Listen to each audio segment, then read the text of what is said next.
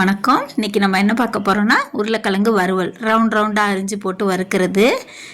இந்த உருளைக்கிழங்கு வறுவலை நம்ம காலையில் பிள்ளைங்களுக்கு மட்டும் வெறும் லஞ்ச் பாக்ஸுக்கு மட்டும் கூட அவசரத்துக்கு செஞ்சுக்கலாம். ஒரு 2 உருளைக்கிழங்கு எடுத்து கடன் ரவுண்டாக அரிஞ்சு நம்ம தோசை தவாயில் கூட வச்சு செஞ்சிடலாம்.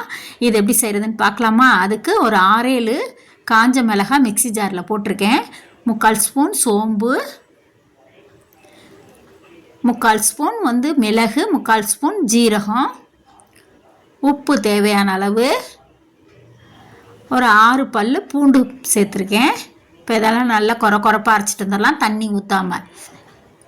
உருளைக்கிழங்கு நல்லா கொஞ்சம் மொத்தமாக கொஞ்சம் ரொம்ப மெலிசாக இல்லாமல் மீடியம் சைஸில் அரிஞ்சு வச்சுக்கணும் ரவுண்டாக. 1 ஸ்பூன் அரிசி மாவு எடுத்திருக்கேன்.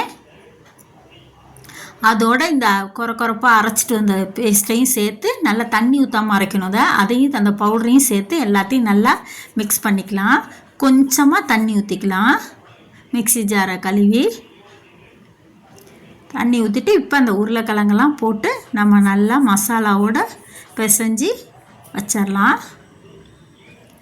வச்சு ஒரு கிண்ணத்தில் வச்சு நான் மூடி வச்சிட்டேன். ஒரு மணி நேரம் ஊறட்டும் அப்படின்னு ஒரு டைம் இருக்கனால. சப்போஸ் உங்களுக்கு காலையில் பிள்ளைங்களுக்கு டைம் இல்லாமல் ஸ்கூல் லஞ்சுக்கு செஞ்சோன்னா நம்ம ஒரு 5 நிமிஷம் அப்படியே ஊற வச்சுட்டு அப்படியே தோசை தவாவில் கூட வச்சு எடுத்து ஈஸியாக கொடுத்துடலாம். அவங்களுக்குலாம் உருளைக்கிழங்கு தான் ரொம்ப பிடிக்கும் குழந்தைங்களுக்கு. பாருங்கள், இப்போ ஒரு மூடி வச்சிட்டேன். இப்போ திரும்ப எடுத்து ஒரு கடாயில் எண்ணெய் ஊற்றி நம்ம பொரித்து எடுத்துக்கலாம். தோசை தவாலையும் வச்சு பொரிக்கலாம், இந்த மாதிரி எண்ணெய்க்குள்ளே போட்டும் பொரிக்கலாம். கொஞ்சமாக எண்ணெய் ஊற்றி நமக்கு எவ்வளோ எண்ணெய் தேவைப்படும் தெரியல, அந்த அளவுக்கு ஊற்றி பொரிச்சோன்னா சூப்பராக இருக்கும்.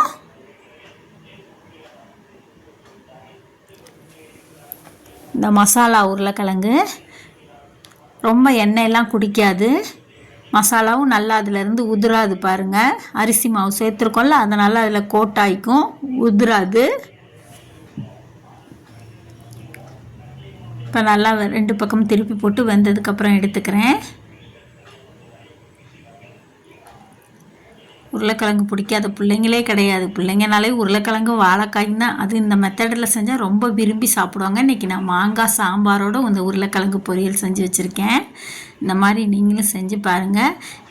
எங்கள் சேனல் பிடிச்சிருந்தா லைக் பண்ணுங்கள், ஷேர் பண்ணுங்கள், சப்ஸ்கிரைப் பண்ணுங்கள். தேங்க்ஸ் ஃபார் வாட்சிங்.